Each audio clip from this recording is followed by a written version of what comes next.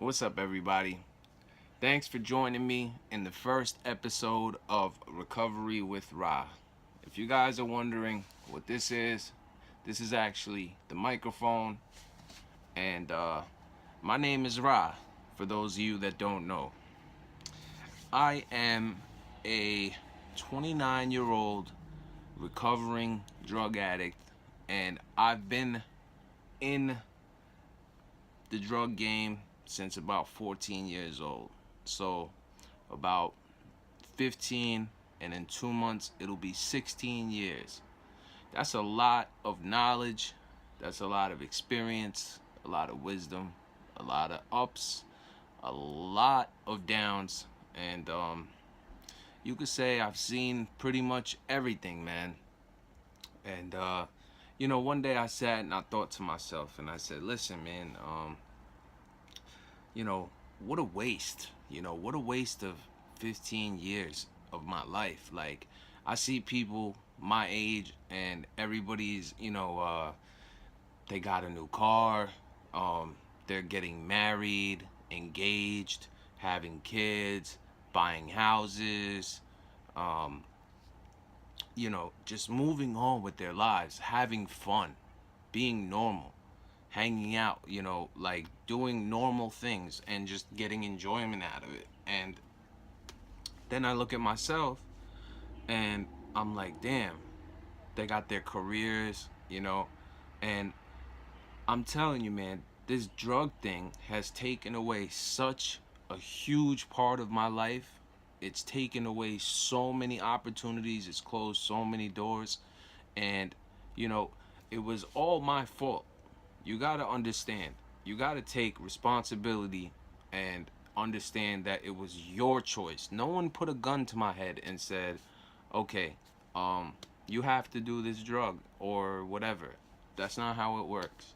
But, you know, I could sit there and I could cry about it, or I could find a way to do something positive about it and make a difference. Um, I'm not going to get into it today. I'll make a later episode about it if people want to hear about it. But I've actually, and first off, let me just say, since I'm dealing with YouTube here, I have to really pick and choose my words wisely, because I can't get into the real grimy aspect of it, because YouTube, is like a family friendly type of host. And if I want to make, a YouTube, if I want to make YouTube my platform, I have to follow their guidelines. If it was just RecoveryWithRah.com, I could do whatever I want. I could say whatever I want. I'm still going to. I just have to revise it in a way that I like to do it. If you guys notice, I got, you know, the microphone, the music, and stuff. I've been doing that for a long time as well. Same exact time since I was 14. Sometimes I sit and wonder if music and drugs go hand in hand. I mean, if you really think about it, it does. A lot of these rappers, they're all talking about smoking weed, or, you know, doing lean, or getting drunk, or whatever. Whatever the case may be. Um, I'm going to pretty much, like I said, I can go dwell about it, cry about it, cry over spilled milk, or I can do something positive. And I decided, you know what? I'm going to do something positive. And I realized that a lot of people, there's a lot of rehabs out there. There's a lot, jails and rehabs and stuff like that. There's a lot. But I am yet to see one prevention center. You know, my philosophy with this channel, I'm willing to reach everybody: addicts, non addicts, family members of addicts, people that have been affected by addicts, counselors, just people that are interested by it. Because I'm telling you, I am like the guinea pig. I know everything about it. It's weird. I used to get calls from people, and they could just easily go on Google and type what type of pill is such and such. They would call me and say, hey, Ra, this thing says this on it. It's this color. What is it? And I'd be like, oh, it's this. Like, it's crazy the amount of information that's in here. And it's kind of sad that it went to this. But like I said, a lot of people, I do other things that, live streams on other places, and I always hear like, yo, Ra, you should be a counselor, man. You should be a drug counselor, bro. You got so much wisdom to you. You got so much knowledge with this. You got so much. So, after hearing it about 100 million times, man, if I, that saying, if I had a nickel, I'd have a lot of nickels, man. But, I decided, I wanted to do it. And I've been taking donations, I've been trying to get a camera for a long time, because right now I'm on a program and I'm detoxing from it. And I'm not working. I'm currently not working. My family, I've tried a million times to stop. A million times. And they're okay with me, just taking the time off to get myself, because like I said earlier, for the first time in my life, not only did I overdose, but I actually died. Dead. I had the outer body experience, all of that. 4.5 minutes, gone. Like, out of my body. And they revived me. It wasn't just an overdose and my heart's still beating, and no, gone. They wanted to put me in a coma for 2. I'm gonna get into that if you guys want down the line. Just, I don't want to make these episodes too long. So I'll do little by little. I'm gonna get into all different topics. Like I said, right now, I'm actually detoxing as we speak. I'm on the methadone program. I'm gonna get into all sorts of topics. Like, for example, like my drug of choice, or people's drug of choice. The different types of drugs. I'm gonna get into what detox is. I'm gonna get into what to expect when going into a detox or a rehab facility, what the difference is with the rehab facility. I'm gonna get into, selling or buying drugs, like, cops, how to, what's the right way to deal with the cops and the law, and if you happen to, be in a sticky situation, what, you might be looking at, I'm gonna get into some stories. There's also gonna be story time. When I can remember certain stories, I'll tell you about some of the things that I'm not too proud of. But a person, when they're in that addictive mind state, and depending on how deep they are into the addiction, there's almost no line that they won't cross. Almost. It depends on the person, and it depends on their morals and how they were raised and all of that stuff. But a lot of it, you got to understand, it's not them. It's their addiction taking over. They're not thinking clearly. So, like, another topic that I'm going to get into is like living a double life. Like, for the longest time, everyone thought I was just, Angel, good old Ra. Like, no idea. And they found out in a very crazy way. I will get to that if you guys want to hear that too. But the point of this channel, man, is, a lot of people, when they talk about addiction and stuff like that, they always have such a negative outlook on it. People that are regular civilians and stuff, that, like for example, like a homeless person, they look at the homeless person and automatically there's like a stigma. They look at them like, wow, what a what a waste. Like, why did you but they don't know this man's story. Everybody's got a story, and I'm here to tell mine. you know. I was given a second chance at this. I feel like there is a purpose for me to be here.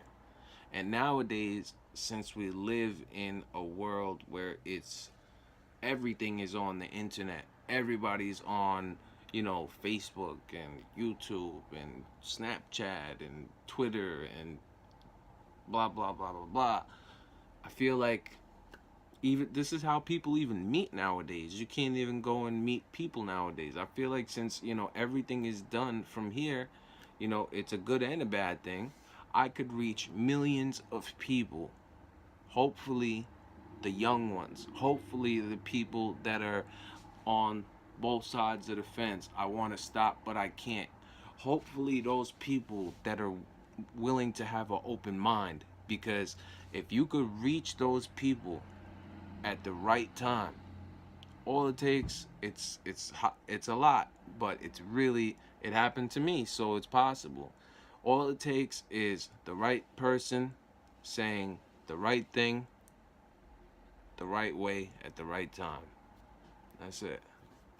It's just the message delivered. Like, I used to work in a car dealership, and the guy told me, um, the people that come into this dealership, they already know they're buying what car. They already know what they're gonna get. They're not looking for a car. They're looking for a salesman. So you got to sell yourself. So maybe somebody just needs to hear it from me. I got nephews, man. I got nephews, and I've been telling them since day one. And I used to have to lie to them. I used to have to tell them, oh, I'm going away to anger management. Meanwhile, because, they would get angry with their PlayStation games and stuff like that. And they were too young for me to tell them, oh, I'm going away because, you know, I'm doing drugs and stuff like that. So I had to, for their own good, and they were too young to understand it anyway. Now they're old enough, I'd say. One's a senior, one's a freshman. Now I tell them what it is. And that's what I want to do for you guys. I'm here for you guys. And what better of a way to reach everybody all at once than this? If you guys can just, I always say one person can't do everything, but everyone can do something. If every single one of you were to subscribe, were to share, do you know how many people would potentially watch this video? Let's say you shared it on all of your social medias. I guarantee one person is going to click, and maybe that one person is the one person we just saved their lives without even knowing it. The goal of this channel, Recovery with Rah, is to save lives. And I'm telling you, I'm taking donations so I could upgrade my equipment, so I could do everything for this channel. I'm trying to make this a legal charity. This is all I want. I'm considering becoming a drug counselor as well, getting the KSAG, doing what I need to do, because I pretty much am a drug counselor. I just don't have the degree. And I know more than all of these people. I'd say I don't know everything, because the person that says they know everything is the dumbest person in the room. There's always something you could learn. But the thing is, you have to be able to, the example that I give, some of these counselors that have never, been through addiction, it's like, they read all their textbooks and know every single thing as far as books and what their teachers taught them and everything like that about brain surgery. But until you actually go and do brain surgery and stuff like that and go through it, until you actually experience it, you can't tell me nothing. Can't tell me nothing. So hopefully I will see you guys again. I really hope you guys will take this journey with me. If you guys feel that anyone can benefit from watching this, then send it their way. Send them my way. If you guys need somebody to talk to, I'm hoping to create a community, support system. I'm hoping I could interact with each and every one of you guys, and I really, really hope we as the people can end this epidemic. That's, that's my goal here. I mean, the war on drugs is never going to end because it's always going to happen. But at least save yourself, man. Save yourself. Save your family. Save as many people as you can because the system is designed for us to fail with this. So, I just wanted to leave it on that, leave you guys on a positive note. Let's try to save as many people as we can. Stop caring what everybody thinks. Do what you want to do. And I'm telling you, please don't go down that road. It is nothing but jails, death, and institutions. Jails and institutions if you're lucky. A hospital bed or jail if you're lucky that you're not dead. Why? If I only knew now what I did back then. The places I would be today, but everything happens for a reason, right? Anyway, I guess that's about it for today. I just wanted to tell you guys a little bit about myself. This will be the first episode, but trust me, Recovery with Rah, it's here to stay. So make sure you come subscribe, leave a comment, and thumbs up if you like it. Also, make sure that you share. Let's get the word out. Let's start, helping people. I was always told, don't look down on someone unless you're helping them up. That's all it takes. And if you guys want to donate towards the movement, towards the charity, towards the cause, the information will be under this video. Thank you guys. It's your boy Rah. I'm signing off. Peace. Have a blessed day, man.